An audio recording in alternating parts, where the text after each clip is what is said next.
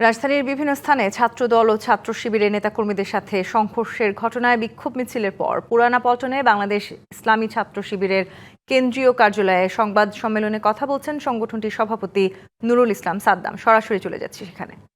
৩, আহতদের সুচিকিৎসা নিশ্চিত করতে হবে।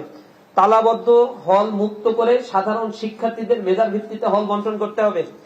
দ্বিতীয় ক্যাম্পাসের কাজ, জগন্নাথ বিশ্ববিদ্যালয়ের দ্বিতীয় ক্যাম্পাসের কাজ সেনাবাহিনীর হাতে হস্তান্তর করতে হবে। আজকের এই সংকটময় মুহূর্তে আমরা দেশের সকল শিক্ষার্থী ও সাধারণ ছাত্র সংগঠনগুলোকে ঐক্যবদ্ধ হওয়ার আহ্বান জানাচ্ছি।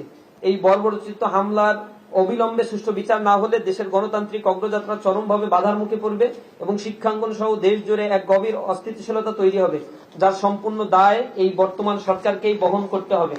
আমরা আজকের সারাদিনে এই বর্বরোচিত হামলার প্রতিবাদে আগামীকাল সকাল 9টায় শহীদ মিনার থেকে রাজু ভাস্কর্য পর্যন্ত ছাত্র গণজামায়াত আমরা পালন করব এবং এই গণজামায়াত থেকে শিক্ষার্থীদের পক্ষ থেকে, ইসলামী ছাত্র শিবিরের পক্ষ থেকে সরকারের প্রতি আজকের এই ন্যাক্কারজনক হামলার বিচারের দাবি জানাবো এবং সামগ্রিকভাবে এই জাতীয় হামলাগুলোর পুনরাবৃত্তি যেন না হয়।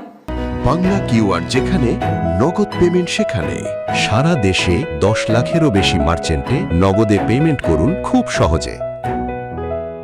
এই ব্যাপারে সরকারের প্রতি দৃষ্টি আকর্ষণ করছি, কারণ আপনার ক্ষমতার মসনদ খুবই পিচ্ছিল। ক্যাম্পাসগুলোকে যদি আপনি অস্থিতিশীল করেন, আপনার ওই মসনদও খুব বেশি দিন টিকে থাকা আপনার জন্য সম্ভব হবে না। আপনারা দেখেছেন এই হামলার সিনারিওগুলো আমাদের সামনে এসেছে। আমরা কিছু জিনিস আপনাদের কাছে নিয়ে আসছি।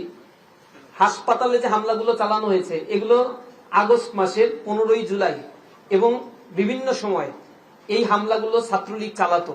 ইভেন আজকের যে দিন 2 বছর আগে আগস্টের এই সময়ে একই হাসপাতালে জুলাইয়ের এই 35শে জুলাই বা 34শে জুলাইয়ের সময়গুলোতে এই হাসপাতালগুলোতে হামলা চালিয়েছিল ছাত্রলীগ। সেই একই স্টাইলে ছাত্রদল এই হামলাগুলো চালিয়েছে। আজকে হাসপাতালের এমার্জেন্সি রুমগুলোতে ঢুকেছে, সাধারণ রোগীদের উপরে তারা হামলা করেছে। এই হচ্ছে তাদের রিয়েল চিত্র। অর্থাৎ ছাত্রলীগের একেবারেই হুবহু অনুকরণ করছে এই ছাত্রদল।